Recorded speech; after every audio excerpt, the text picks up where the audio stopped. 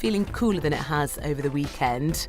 In Northern Ireland now, there'll be further thundery showers expected this afternoon, perhaps leading to some even localised flooding, spells of sunshine in between. Temperatures are lower than recent days, but feeling more humid. So thundery downpours will continue through the rest of the day with a Met Office yellow warning in force. That's how the weather's shaping up for the rest of the day.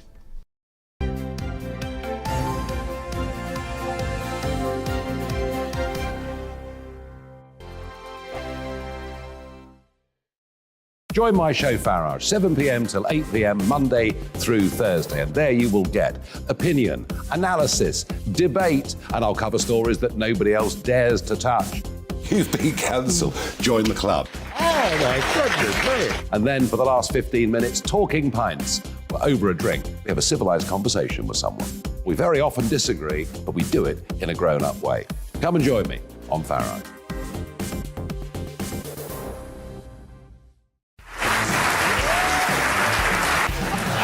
My name is Andrew Doyle. Join me every Sunday evening at 7 p.m. for Free Speech Nation.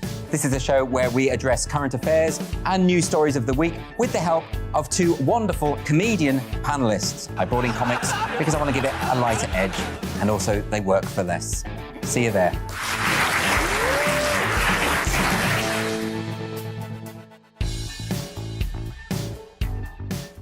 Hi there, it's Stephen and Anne. At breakfast from 6 a.m, you'll always be caught up with everything you need to know, the latest headlines, opinions and debates. We'll bring you the good news and the bad, but most of all, we're here for you. Remember, send in your views and let us know what you would like us to talk about. That's because we're your news channel. And every morning at 6 a.m, it's breakfast on GB News. I'm Dan Wootton. Join me Monday to Thursday from 9 to 11 for the feistiest and most fun news debate on TV, where free speech reigns. I'll bring you a sharp take on the day's biggest stories, bombshell newsmaker interviews, and A-list guests. And I guarantee you, no spin, no bias, no censorship, and no reason to go to bed. That's Dan Wootton Tonight, Monday to Thursdays from 9 on GB News.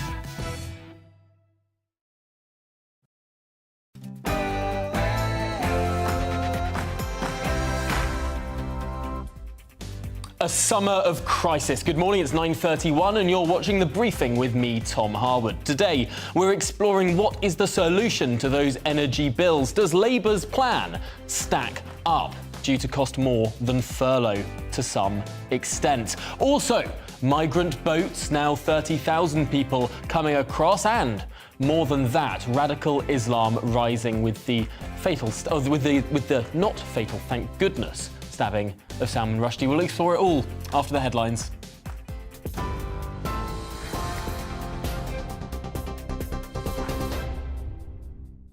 Well, a very good morning. It is 9:32. I'm Rosie Wright, keeping you up to date today on GB News. The Labour leader, Sir Keir Starmer, is going to set out a £29 billion plan later today to tackle what he's calling a national economic emergency. Under his proposals, paid for in part by a windfall tax on the profits of oil and gas companies, Starmer says families wouldn't have to pay a penny more for their energy this winter.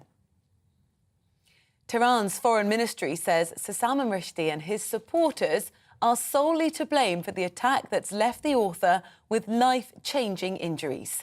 The man accused of attacking him in New York, 24-year-old Hadi Matar, has pleaded not guilty to attempted murder and assault. The UK government's announced the increase in rail fares across England will be lower than the rate of inflation to ease the rising cost of living. Ticket prices rises are traditionally linked to July's retail prices index, which has yet to be published, although June's figure hit over 8%. It's not clear how much lower prices will be. Parts of the UK are braced for 3 days of yellow weather warnings for thunderstorms.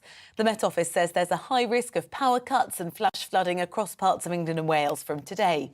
Scotland and Northern Ireland saw similar yellow warnings in place from yesterday as heavy rain hit the region. The southwest and the southeast of England are expected to stay on alert until Wednesday.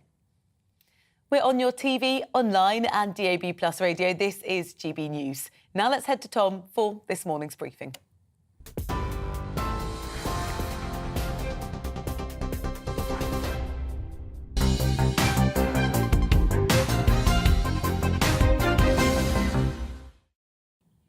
Good morning, it's 9:33 and this is The Briefing with me, Tom Harwood, on your TV and your radio.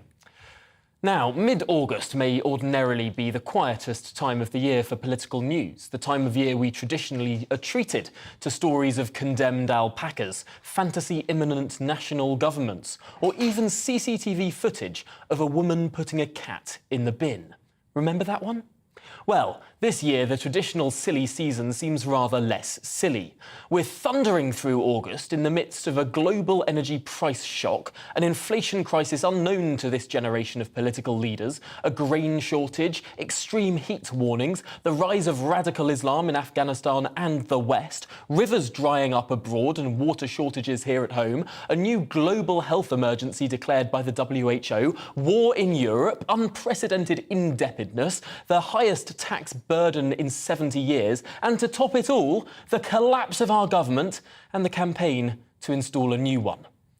In short, it's not a particularly quiet summer. And it's in this context that we've finally heard from the Labour Party. Labour is today announcing their plan to tackle energy costs, a freeze on that mischievous energy price cap. Yes, it sounds potentially logical, and more than a little tautological. Freezing a cap. Isn't the cap supposed to cap the price in the first place? Well, synonyms aside, the reason the cap keeps rising is because the UK government cannot control the global price of energy. There's more demand for energy than supply of it, which is why, and those of you who are well versed in economics will know this, energy is increasing in price. As the Institute of Fiscal Studies said this morning, quote, "Suppose every government in the world tried to freeze the price of energy. In the end, it would be self-defeating, as the reason for energy prices going up is that demand is moving up more quickly than supply." But that aside, in the short term, is a freeze the sort of policy that could be workable or desirable? Well, Labour say this would cost £30 billion every 6 months. For context, furlough cost £23 billion every 6 months, £7 billion less. Yes, if you thought furlough was cripplingly expensive, you ain't seen nothing yet. Why is it so much more expensive than the massive furlough scheme, though? Well, frankly, furlough was targeted. It went to those who may have lost their jobs. This energy policy from the Labour Party, however, is not targeted. So by definition, half of the tens of billions pounds it costs would go to households of above average incomes. And I suppose this is where we need to ask ourselves, is that what the state should be doing? Should the state be subsidising everyone or just those most in need? I sense this will become a significant political dividing line in the months to come.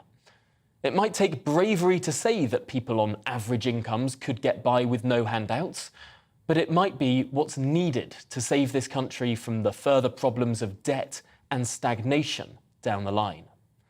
The question that must be asked is, should the state be providing the same level of support to those of us who might have to, for example, forego a holiday to pay for bills this year, compared to those who are literally choosing between heating and eating? Should the state pick up the bill for those who could get by in the same way it no doubt will for those who genuinely could not?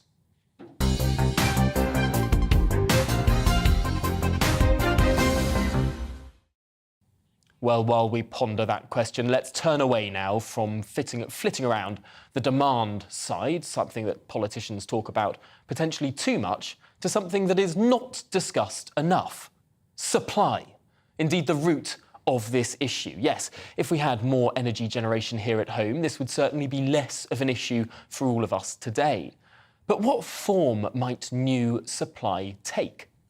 Well, one route is nuclear power. Nuclear, of course, has the potential to power fantastically this country with an enormous amount of energy, but also with low carbon energy too. Potentially 2 birds, 1 stone. And interestingly, new small modular nuclear reactors could be part of the answer. Small enough to be built in a factory and safer potentially than other reactors. But what are small modular reactors and how quickly might they be coming on stream? Might they be part of the answer? Well, I'm delighted to be joined now by Tom Greetix, the Chief Executive of the Nuclear Industry Association. Thank you for joining us, Tom. I suppose the first question is, I've heard some politicians talk about small modular reactors, particularly the Rolls-Royce programme. It's something that people often feel very patriotic about. How realistic is this programme? How quickly could we start to see small modular reactors in this country? Well, there's a lot to be positive about with the Rolls-Royce, which is a UK technology. The supply chain is mostly UK companies, a UK consortium that's pushing this technology. So the wider economic benefits in terms of the technology deployment, the manufacture will accrue to the UK. So there's a lot to be positive about it in that sense. In terms of timing, it really depends when you start. And that's always the case with nuclear projects. The quicker you start, the quicker they get finished. That sounds like an obvious statement, but we're not going to solve what you were talking about just now in your introduction in terms of this winter's crisis by new capacity, but we could be in a position where we have a much better, more reliable, less volatile price energy mix if we get on now in 10 years' time. It will take about 10 years if we have the current arrangements in place in terms of permitting, etc. If, though, what the government says it's going to do with the energy security strategy it published a few months ago and accelerate lots of those different permitting processes and other things, then you could do it more quickly than that. And really, this is getting very, very urgent. What we're dealing with now and what politicians are grappling with now is a result of not making decisions over the last 10, 15 years that should have been made.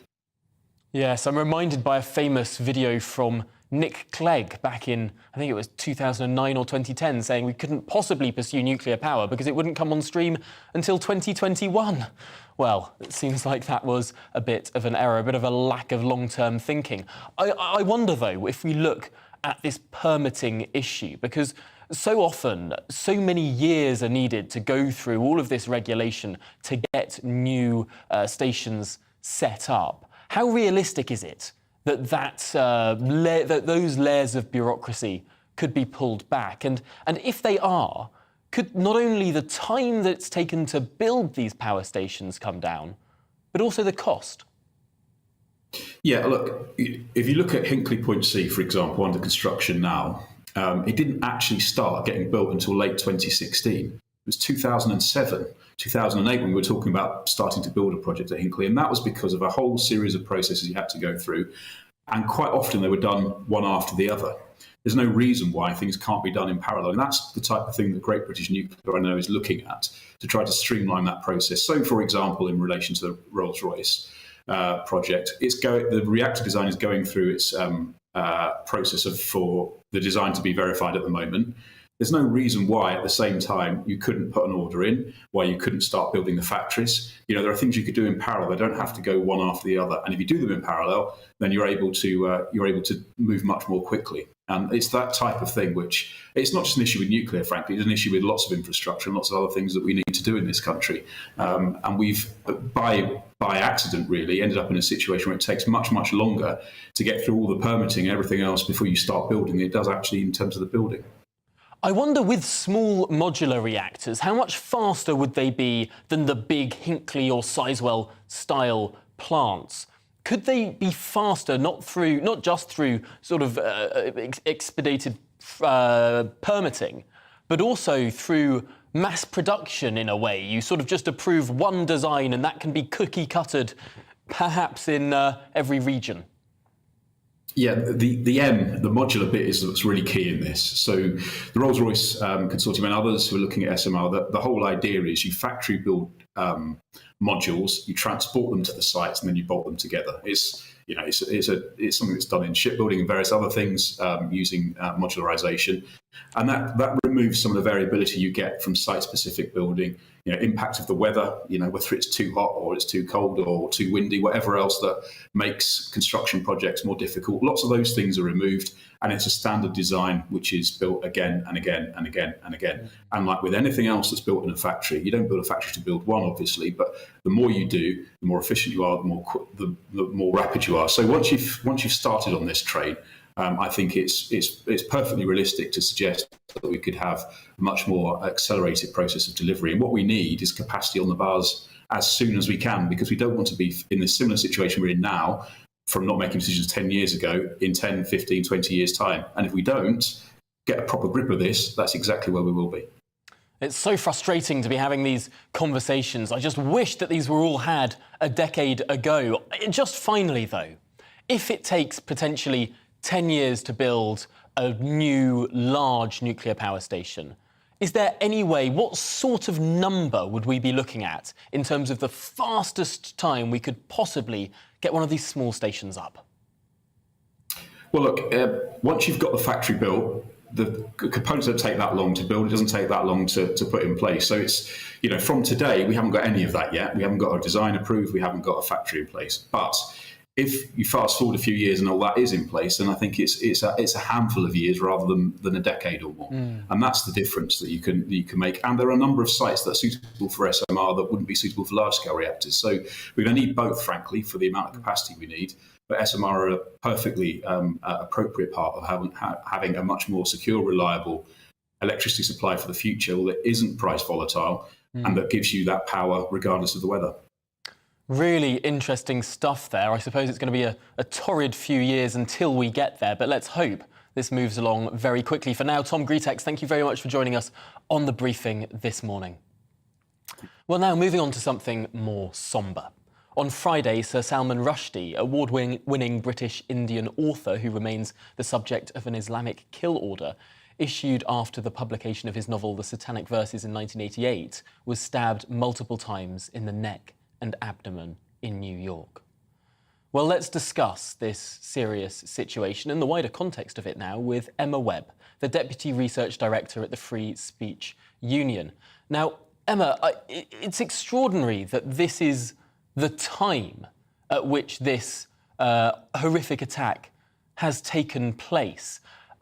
In your view, are we seeing a rise in the salience of this sort of radical Islam?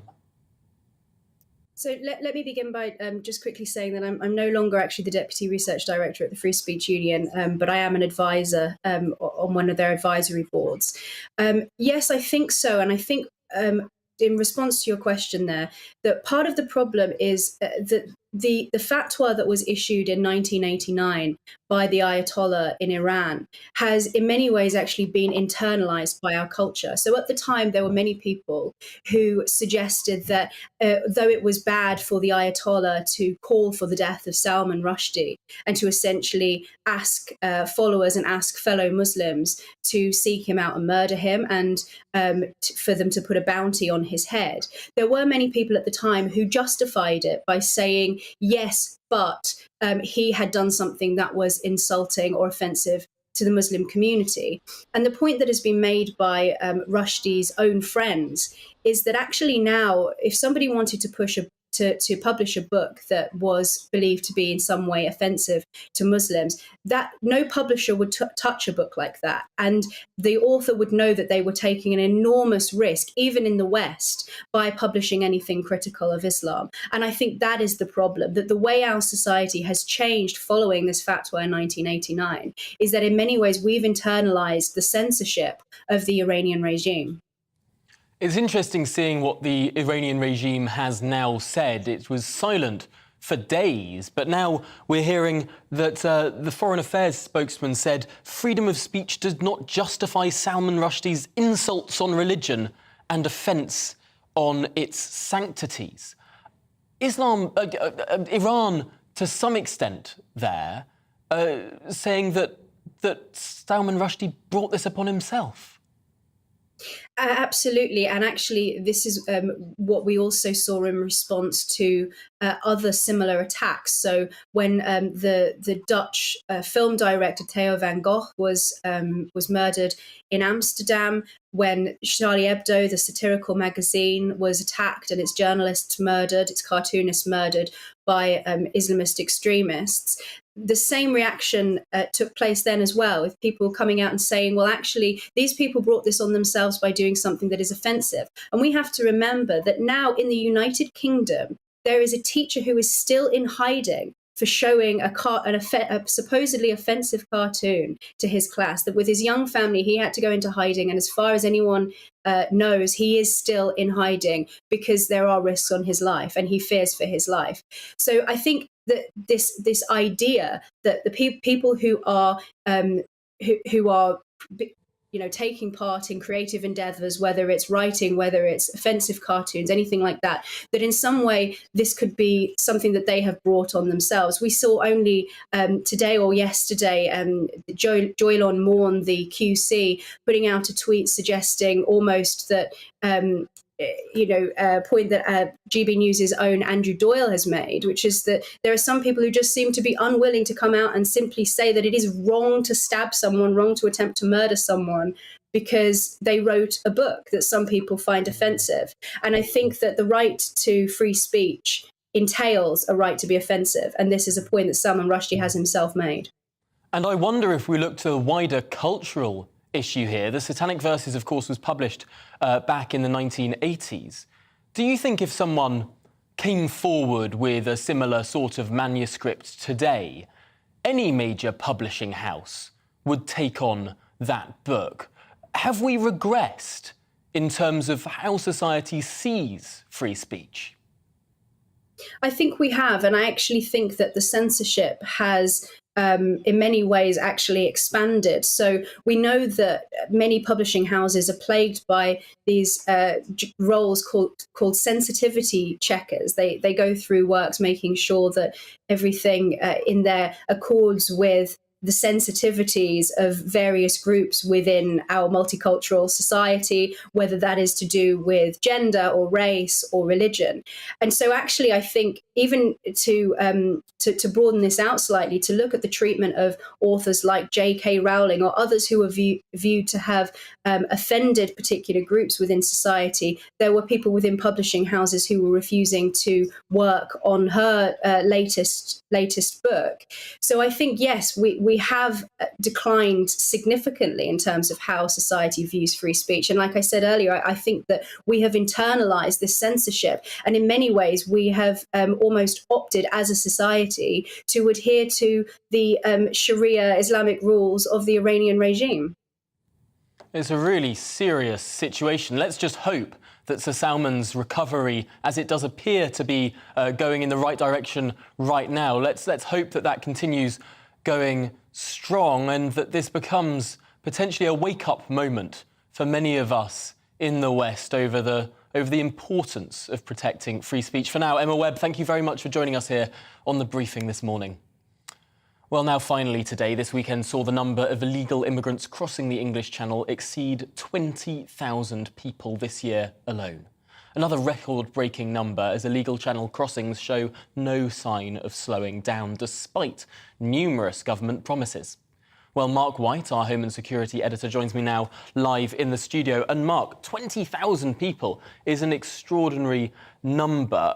Is this because of the better weather that we've been having? Yeah, although the weather has been a bit unpredictable because although we've had record warm temperatures, the prevailing winds in the Channel have been in the wrong direction for quite a bit of the time in terms of actually pushing up the waves there and making it almost impassable for these small boats. So we haven't had the same kind of window that we did over the preceding months the year before. But already we're at this stage now of passing that 20,000 milestone of being at twice the number who crossed at this time last year. So that gives you the trajectory of where we're heading for the end of this year. Now, I saw at the weekend there was one boat that got into trouble in French waters. The French Coast Guards picked it up and brought it back to France. Just how active is the French Coast Guard being in this situation? Well, I think to be fair to the French, they are reasonably active in the sense that if there are vessels that get into difficulties, they will intercede and try to help them. But to many people, that would suggest that the French can see these boats going along, but they won't intercept them unless they get into trouble. They won't bring them back unless they get into trouble. They're waving them on their merry way in many situations. That's their policy. They have taken the decision that they're not going to actively intercept and try and push the boats back to the shore, because they see that as potentially something that could lead to a loss of life. If the boat was to capsize, people were to jump in the water, that's their policy. But enacting that policy, of course, that means that providing you manage to get offshore, you manage to push your boat beyond the waves, and you're not in any difficulty, you've got enough petrol in your outboard motor, then you're going to make it to the UK waters. It's extraordinary. Even if a French Coast Guard officer was standing there on the beach, as long as that boat is in the water, they'll stand there and do nothing.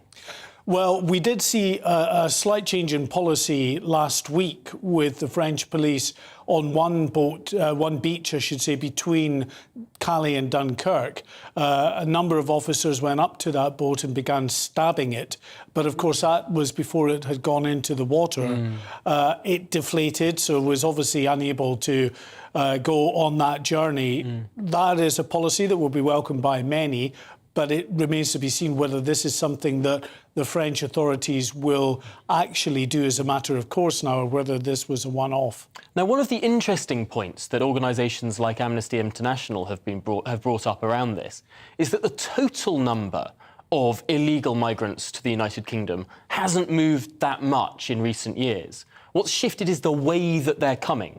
Fewer people stowing in the back of lorries, more people taking small boats. How should we interpret that through policy? Have we just been potentially too successful in stopping those lorry crossings? Yeah, I mean, it's not quite true. The numbers coming across on irregular routes are growing. Yes, it would be fair to say that from its height, the numbers who are coming across on lorries has declined somewhat. But still, I think last year they had 9,000 people that were detected in the backs of lorries.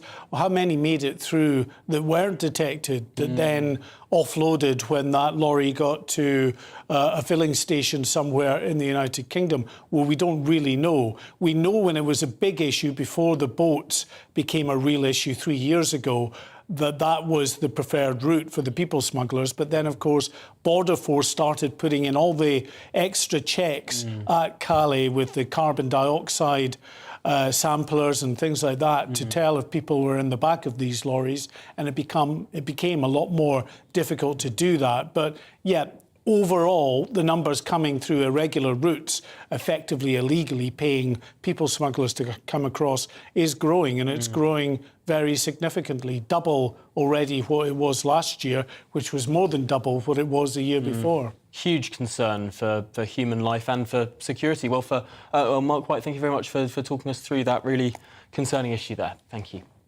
Well, that's the end of the show today. Join me again tomorrow at 9:30 for more political news. Up next, it's To The Point, but for now, I'll leave you with the weather.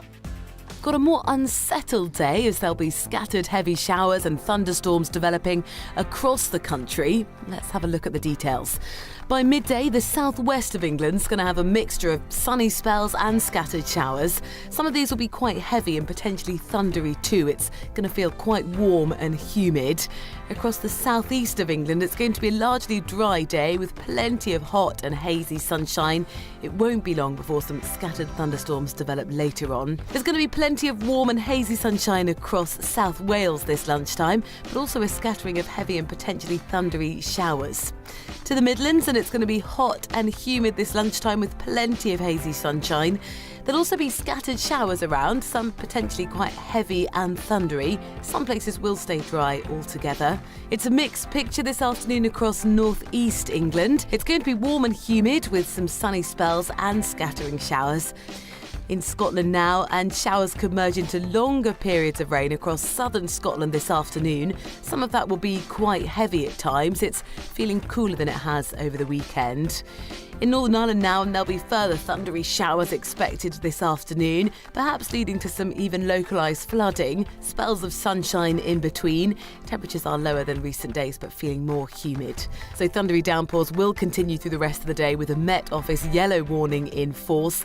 That's how the weather's shaping up for the rest of the day.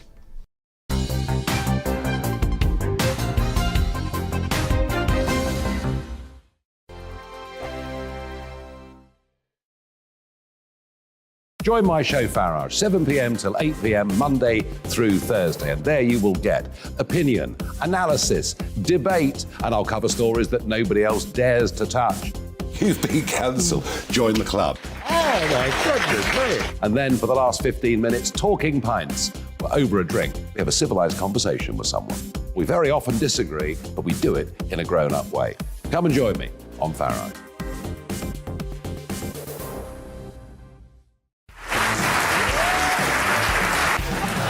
My name is Andrew Doyle. Join me every Sunday evening at 7 p.m. for Free Speech Nation.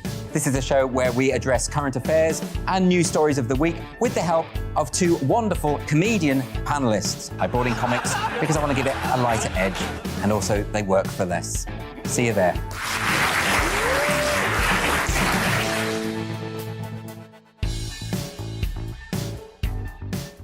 Hi there, it's Stephen and Anne. At breakfast from 6 a.m, you'll always be caught up with everything you need to know, the latest headlines, opinions and debates. We'll bring you the good